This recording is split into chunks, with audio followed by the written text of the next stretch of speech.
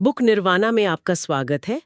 आज हम Robert Greene की मशहूर किताब द 48 लॉज ऑफ पावर के पहले और शायद सबसे अहम कानून पर एक गहरी चर्चा करने वाले हैं। बिल्कुल। पहला कानून, अपने मास्टर से कभी आगे मत बढ़ो, यानी नेवर आउटशाइन द मास्टर। हम इसकी बारीकियां समझेंगे, क्योंकि ये सिर्फ पुराने जमाने की बात नहीं है ना। आज भी ये पावर डायनामिक्स समझने में काफी मदद करता है। सही कहा आपने। और ये मास्टर कोई भी हो सकता है, अपना बॉस, कोई सीनियर, क्लाइंट, यहाँ तक कि कोई ग्रुप या सिस्टम भी जिसके सहारे हम हैं। तो चलिए देखते हैं कानून कहता क्या है असल में।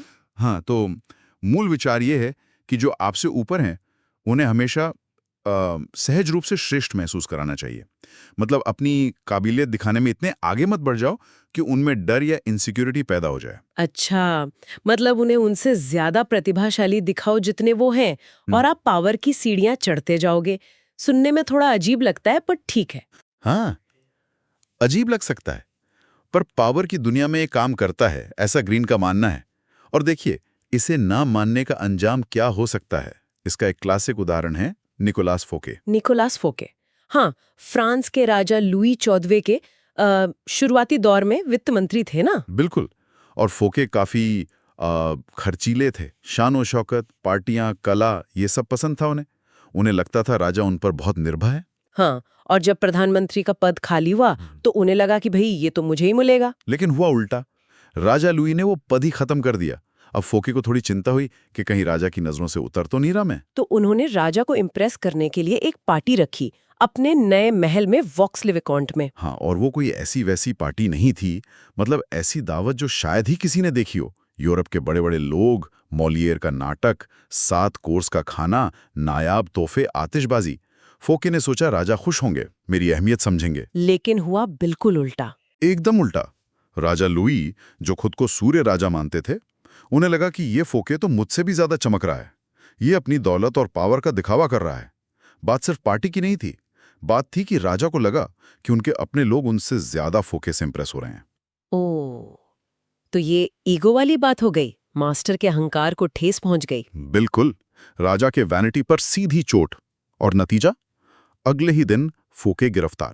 राजा के सबसे वफादार मस्केटियर डर्टानन ने गिरफ्तार किया। और उन पर खजाने की चोरी का इल्जाम लगा, जबकि कहते हैं ज्यादातर खर्च तो राजा के कहने पर ही हुआ था। हाँ, और सजा मिली उम्र कैद, फ्रांस की सबसे दूर की जेल में। आखिरी 20 साल अकेले कैद में। सोचिए, एक गलती और क्या कीमत चुकाई।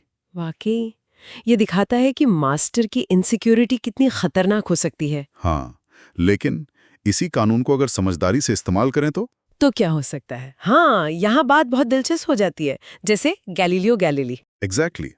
मशहूर वैज्ञानिक गैलीलियो, देखिए, वो अपनी रिसर्च के लिए उस जमाने के अमीर और शक्तिशाली लोगों के दान पर निर्भर थे। हाँ, पहले वो अपनी खोजें अलग-अलग लोगों को डेडिकेट करते थे, छोटे-मोटे गिफ्ट्स मिलते थे, पर कोई सिक्योरिटी नहीं थी। जिंदगी काफी अनिश्चित थी। फिर 1610 में जब उन्होंने जुपिटर के चांद खोजे, तो उन्होंने एक नई स्ट्रैटेजी अपनाई। उन्होंने ये खोज सिर्फ एक परिवार को समर्पित की, फ्लोरेंस के मेडिसी परिवार को। मेडिसी परिवार को ही क्यों? क्योंकि मेडिसी परिवार जुपिटर ग्रह को अपनी शक्ति का प्रतीक मानता था। यहाँ गैलीलियो की चालाकी देखिए। अच्छा, उन्होंने इस वैज्ञानिक खोज को मेडिसी परिवार की शान से जोड़ दिया। उन्होंने कहा कि ये 4 नए चांद उस समय मेडिसी ड्यूक कॉसिमो दू के 3 भाई थे, वैसे ही जुपिटर के चक्कर लगा रहे हैं, जैसे ये 4 बेटे अपने पिता, परिवार के संस्थापक कॉसिमो प्रथम के इर्द गिर्द घूमते हैं। कमाल है। मतलब उन्होंने कहा कि ये तो आसमान में मेडिसी परिवार की महानता का सबूत है। उन्होंने मास्टर की शान को, उनकी लेगेसी को ब्रह्मांड से जोड़ दिया। उन्हें नीचा नहीं दिखाया, बल्कि उन्हें और महान बना दिया। और इसका नतीजा क्या हुआ? नतीजा शानदार। कॉसिमो सेकंड इतने खुश हुए कि उन्होंने गैलीलियो को अपना ऑफिशियल फिलोसोफर और मैथमेटिशियन बना लिया, पूरी तनख्वाह के साथ, एक सुरक्षित पद। वाह, तो ये है कानून का सही इस्तेमाल। मास्टर को आउटशाइन नहीं किया, बल्कि उनकी चमक और बढ़ा दी। अगर आपको ऐसी ही गहरी जानकारी और विश्लेषण पसंद आ रहा है तो बुक निर्वाणा को सब्सक्राइब करना ना भूलें। तो देखिए, इस कानून से हम क्या सीखते हैं। पहली बात तो ये कि आप अनजाने में भी सिर्फ अपनी नेचुरल प्रतिभा से भी मास्टर से आगे निकल सकते हैं। हाँ, ये हो सकता है। और अगर आपका मास्टर इनसिक्योर है, जैसे वो कहानी है सिजारे बोर्जिया की, जिसने एस्टोरे मैनफ्रेडी को सिर्फ इसलिए मरवा दिया क्योंकि वो ज्यादा हैंडसम और पॉपुलर था। तो ऐसे लोगों से या तो बच के रहें या फिर उनके सामने अपने गुण थोड़े कम करके दिखाएं। और दूसरी जरूरी बात? दूसरी बात, कभी ये मत सोचिए कि अगर मास्टर आपको पसंद करता है तो आप कुछ भी कर सकते हैं। जापान के टी मास्टर सेन नोरिमिक्यू की कहानी है। हाँ, वो सम्राट हिदेयोशी के बहुत करीब थे। बहुत करीब। लेकिन उन्होंने अपनी एक मूर्ति ऐसी जगह लगवा दी जिससे लगा कि वो खुद को इंपीरियल दर्जे के बराबर समझ रहे हैं। उन्होंने अपनी हद पार कर दी। और उसकी कीमत उन्हें अपनी जान दे के चुकानी पड़ी। मतलब अपनी पोजीशन को कभी हल्के में ना लें। बिल्कुल। अब सवाल यह है कि इस कानून का फायदा कैसे उठाएं? तो ग्रीन कहते हैं, मास्टर की तारीफ करें लेकिन चालाकी से। अगर आप ज्यादा होशियार हैं तो कभी कभी अनजान बनकर उनकी सलाह मांगे। अच्छा, मतलब थोड़ा नाटक करें। हाँ, एक तरह से अपने अच्छे आइडियाज का क्रेडिट कम से कम पब्लिक में उन्हें दें, उन्हें सूरज की तरह चमकने दें। आप चांद बने जो उनकी रोशनी से चमकता है। पर क्या ये एक तरह की कमजोरी या चापलूसी नहीं लगती? क्या ये जरूरी है? थोड़ा धोखे जैसा नहीं लगता? देखिए, ये एक जरूरी सवाल है। ग्रीन के नजरिए से ये कमजोरी नहीं, ये शक्ति हासिल करने की एक प्रैक्टिकल स्ट्रैटेजी है। अगर आखिर में इससे आपको सुरक्षा और प्रभाव मिलता है तो ये समझदारी है। ये पावर डायनामिक्स के असलियत पर आधारित है, आदर्शों पर नहीं। तो क्या इसका मतलब है कि हमेशा ही पीछे रहना है?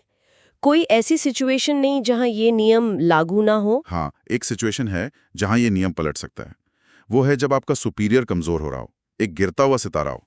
तब शायद उनसे आगे निकलने में डरने की जरूरत नहीं। अच्छा। लेकिन यहां भी समझदारी चाहिए।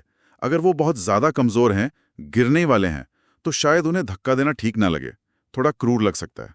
बेहतर है प्रकृति को अपना काम करने दें। और अगर मास्टर मजबूत है पर आप ज्यादा काबिल हैं? तो धीरज रखें। ग्रीन कहते हैं, वक्त के साथ शक्ति बदलती है, कमजोर होती है। आपका मास्टर कभी ना कभी गिरेगा, और अगर आपने सही तरीके से अपनी पोजीशन बनाई रखी तो आप उनके बाद चमकेंगे। तो ये था द 48 लॉज ऑफ पावर का पहला नियम, अपने मास्टर से कभी आगे मत बढ़ो। ये एक तरह से याद दिलाता है कि इंसानी रिश्तों में, खासकर जहां पावर इन्वॉल्व हो, ईगो और इनसिक्योरिटी कितनी बड़ी चीजें हैं। बिल्कुल। और आपके लिए एक आखिरी विचार छोड़कर जा रहे हैं। जरा सोचिए, आज के जमाने में क्या ये मास्टर हमेशा कोई एक इंसान ही होता है, या ये कभी कोई ग्रुप, कोई सिस्टम या कोई विचारधारा भी हो सकती है जिसके आगे निकलना या जिसे चुनौती देना खतरनाक साबित हो सकता है? इस पर जरूर सोचिएगा। अगले गहरे अध्ययन तक के लिए विदा।